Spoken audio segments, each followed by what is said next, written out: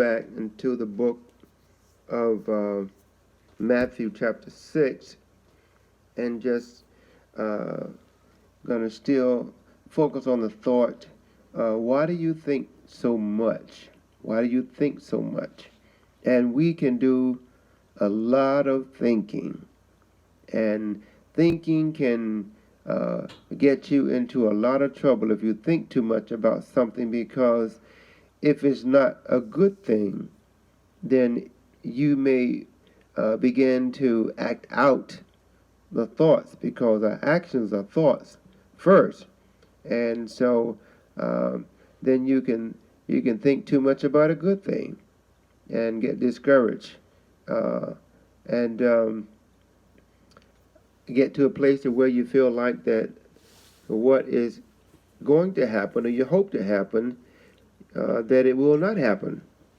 And so Jesus knows us. And so he was writing, talking to his disciples and letting them know, that you think too much.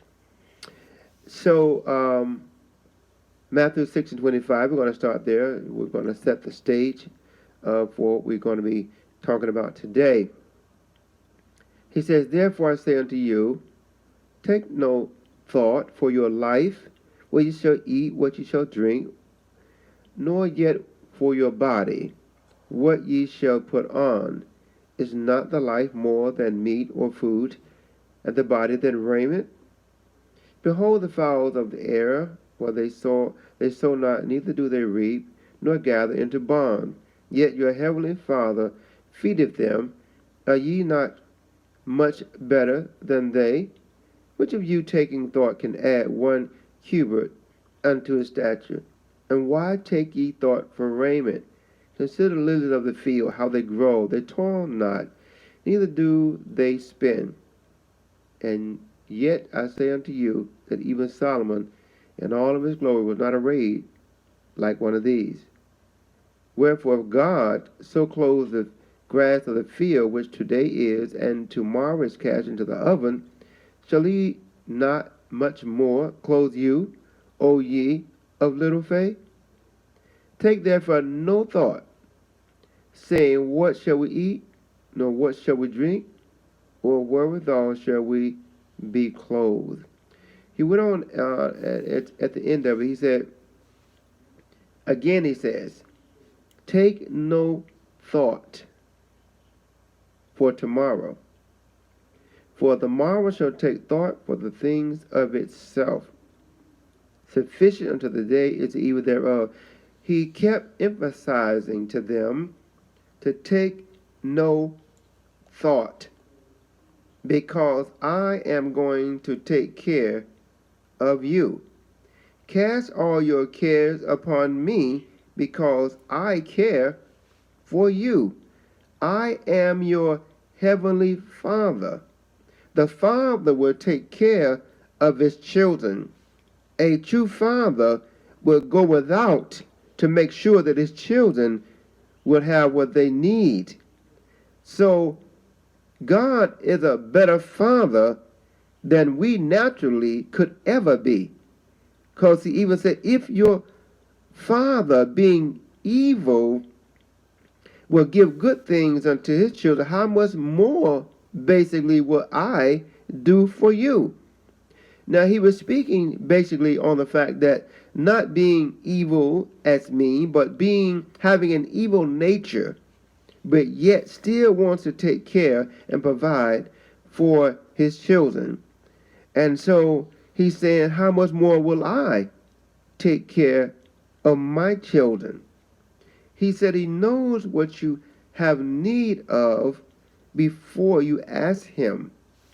So we don't have to worry. He was trying to put his disciples at rest about things that he's just going to provide.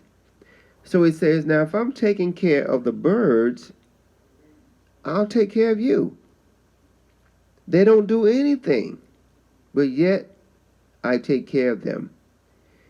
And if I take care of the lilies of the field, and I dress them better than Solomon, how much more would I clothe you and take care of you?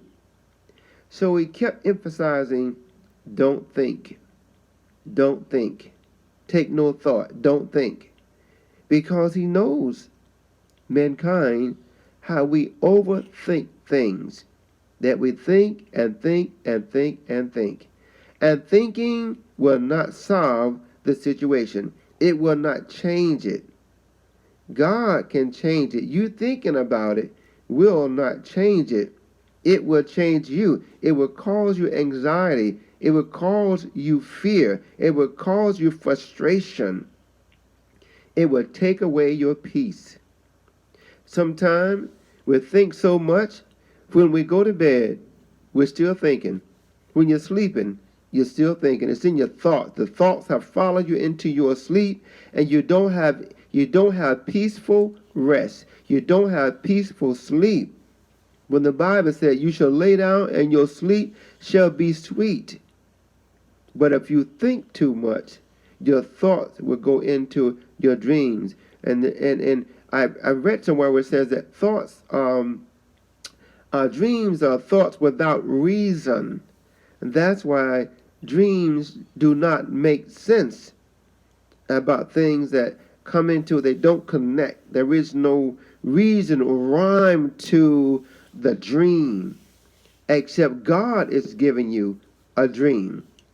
And if God is giving you a dream, then he will make sure that you understand that dream somehow by just interpreting it to you, or someone else will interpret it to you.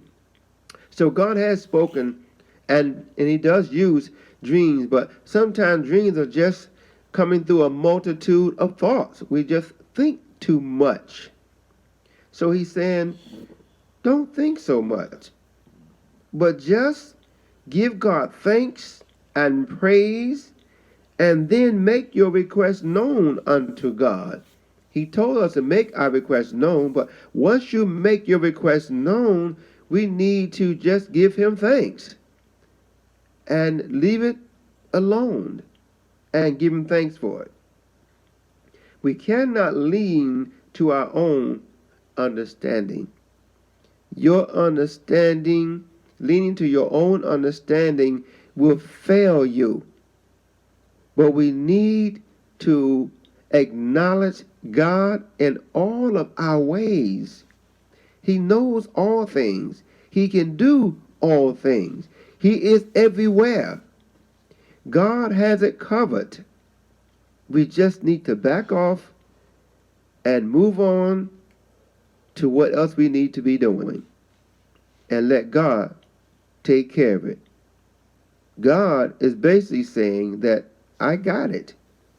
You don't have to worry about it. You don't have to be careful for everything. The Bible said be careful for nothing, because I got it. I got it. God does not want us to walk around worrying about things, because when you're worrying about things, then you can't worry and have faith at the same time. They don't mix. It's like oil and water will not mix.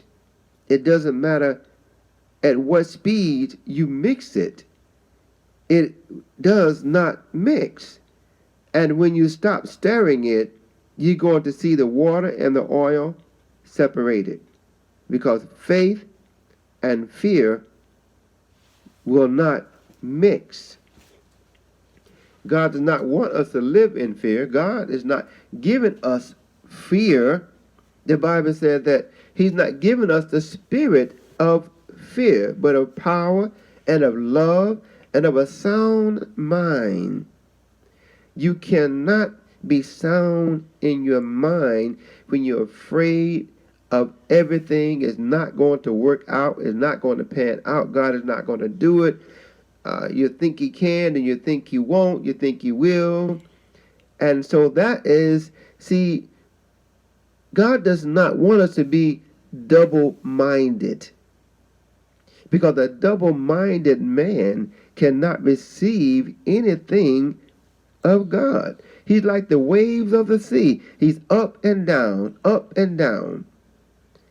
And God does not want us to be like that, because he says you will not receive anything from God.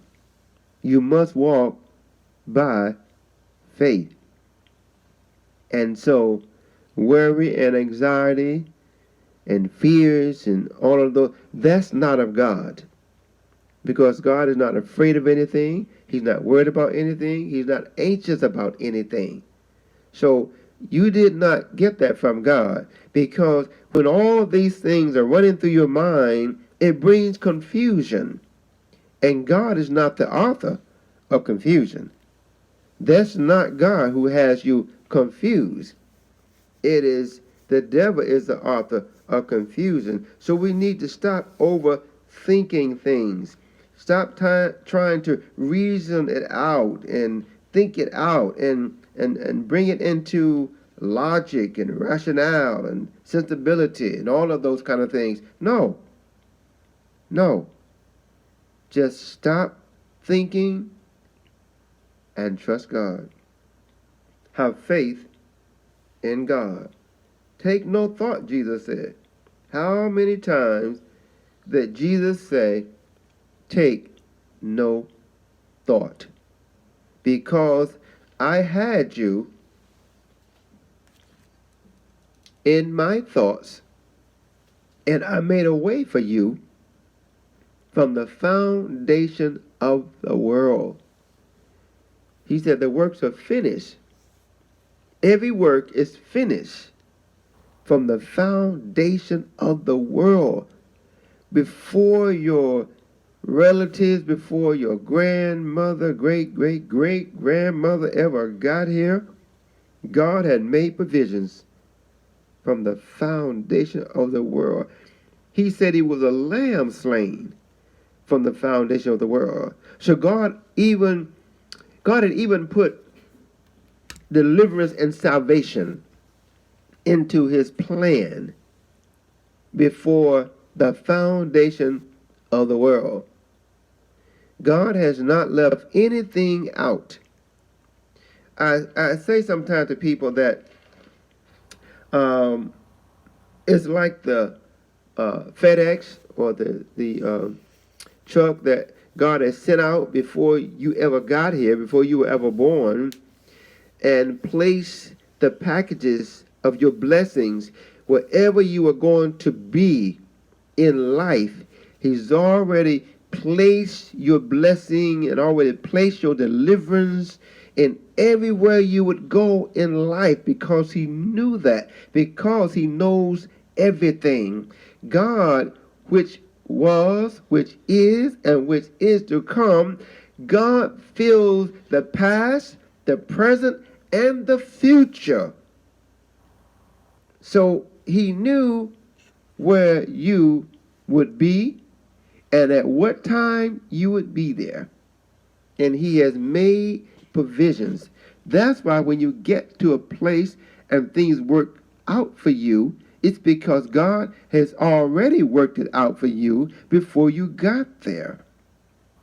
That's just God and who God is and how he is. There's nothing that catches God by surprise. Your situation and your circumstances did not catch God by surprise. So don't think that it did. No, he has made provisions for you and for me.